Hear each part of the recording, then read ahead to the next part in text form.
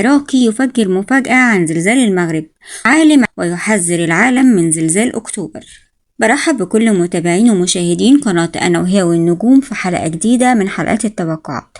أسعد الله أوقاتكم بكل خير.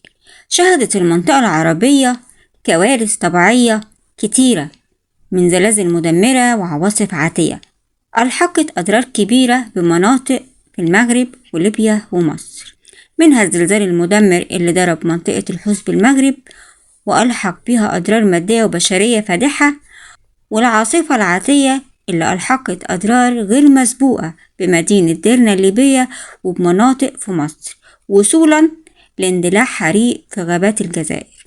فهذا الصدد كشف العالم العراقي البروفيسور صالح عوض أستاذ الجيولوجيا بجامعة بغداد أسباب حدوث زلزال المغرب اللي ضرب مدينة مراكش وكان بقوة 7 درجات على مقياس ريختر، مشيرا إلى أن المغرب رقعة جغرافية واسعة تقع على الحافة الشمالية الشرقية للصفيحة الإفريقية.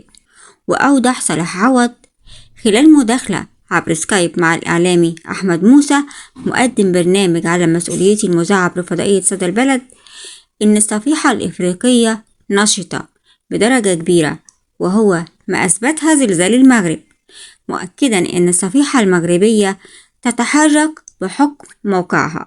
وأضاف عوض أن البحر المتوسط في حالة انغلاق بحسب تحرك الصفيحة الإفريقية نحو الشمال والأوروبية نحو الجنوب، بالإضافة إلى الصفيحة الأمريكية وصفيحة الكاريبي من جهة الغرب، وتتحرك وتصطدم بالصفيحة الإفريقية.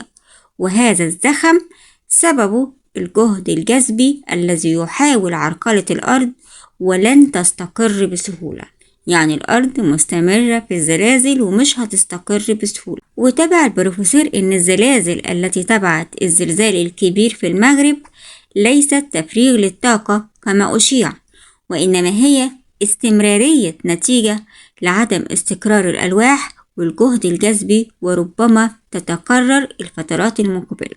وشدد أستاذ الجيولوجيا بجامعة بغداد على أن الحالة صعبة وغير مستقرة، وبالنسبة للبلدان العربية والآسيوية حتى 10 أكتوبر المقبل، كذلك بالنسبة لشبه الجزيرة العربية والعراق والشمال السوري، يعني الدول العربية لسه منتظرها هزات أرضية، والله أعلم هتكون عنيفة زي زلزال المغرب أو هتكون بسيطة وهتعدي على خير. نتمنى طبعا إنها تعدي على خير، لكن الموضوع ده هيفضل ليوم 10 أكتوبر، وده بسبب إن الأرض لسه مش مستقرة.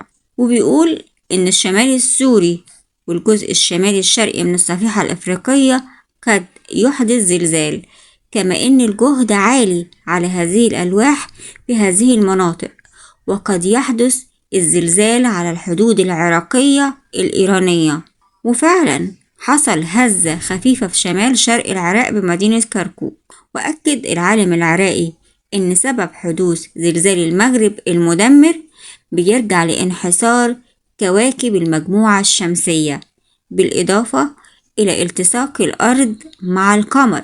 وقال صالح عوض إن الأرض تعرضت لجذب قوي بسبب الكتل الكوكبية، لافتا إلى أن الأرض تعرضت إلى إجهاد قوي متغير متذبذب، مما أدى إلى عدم استقرار الألواح الأرضية.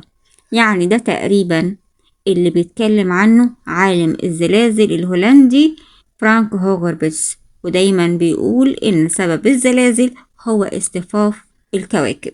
واستكمل الجيولوجي عوض أو استكمل البروفيسور عوض إن زلزال المغرب وقع بسبب الإجهاد الاستثنائي وفقا ما يسمى بازدحام الكوكبي حول الأرض، مشيرا إلى أن شهر أكتوبر سيشهد زلازل قوية مثل التي رصدها في سبتمبر. واختتم البروفيسور صالح عوض إن الأرض والكواكب دائمة الحركة، لذا يتم كل ثانية زلزال في مكان مختلف، لافتا إلى أن تغيير المواقع المستمر يؤدي إلى حدوث زلازل، هو ما يثبت صحة النظرية الكوكبية. بالكلام اللي بيقوله البروفيسور بينفي نظرية المؤامرة اللي الناس بتتكلم عنها، وبينفي إن اللي حصل أو زلزال المغرب كان مفتعل، وكلامه متوافق مع العالم الجيولوجي أو مع العالم الهولندي فرانك هوغربس. بنتمنى إن الزلزال اللي هيحصل في شهر أكتوبر ما تكونش نتيجته نفس النتيجة اللي حصلت سواء في المغرب أو في تركيا. طبعا الكلام ده كلام علمي ومدروس، مش عبارة عن توقعات بيقولها عالم من العلماء الفلكيين أو اللي احنا عارفينهم زي مدام ليلى عبد اللطيف أو مشيل حايك أو الناس دي. ده كلام علمي مبني على علم اختصاص الفلك. اللهم اكفينا شر فواقع الأقدار. اللهم اجعل هذا الزلزال يمر ولا يضر بإذن واحد أحد يا رب. كده نكون وصلنا لنهاية حلقتنا. أتمنى لو أول مرة بتشوفوا القناة ياريت تشرفوني بالاشتراك في القناة وتفعيل الجرس على الكل عشان يوصلكوا إشعار كل فيديو جديد. ياريت تدعموني باللايك والكومنت والشير. شكرا ليكم وإلى اللقاء.